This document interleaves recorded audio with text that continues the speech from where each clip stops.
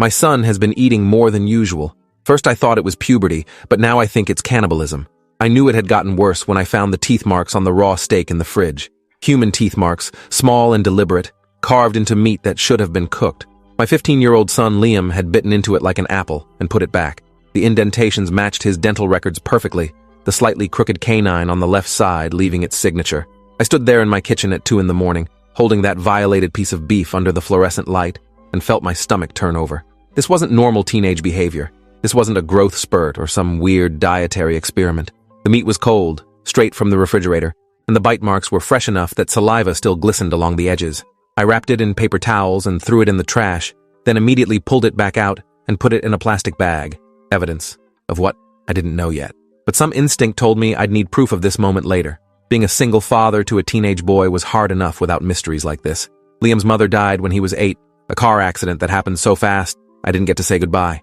For 7 years, it had been just us, navigating grief and adolescence together in our small house on Maple Street.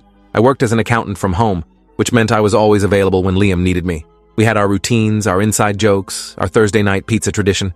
He was a good kid, quiet and studious, the type who preferred reading sci-fi novels to playing sports. His teachers loved him. His few close friends were polite when they came over.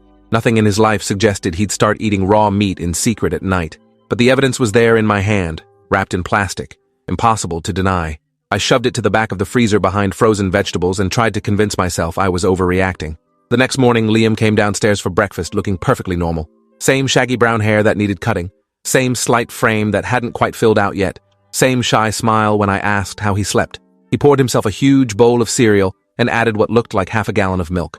I watched him eat 3 bowls in rapid succession, barely chewing, shoveling spoonfuls into his mouth with mechanical efficiency. When I mentioned he seemed extra hungry, he shrugged and said he'd been working out more, trying to bulk up for track season.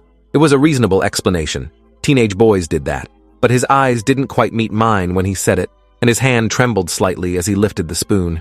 After he left for school, I went to his room. I'd always respected his privacy, never snooped without reason, but raw meat with bite marks constituted reason enough. His room was cleaner than usual, which itself felt wrong. Liam was naturally messy, leaving clothes on the floor and books scattered across his desk. Now everything was organized with an almost obsessive precision. I started with his closet, pushing aside hanging shirts and checking pockets.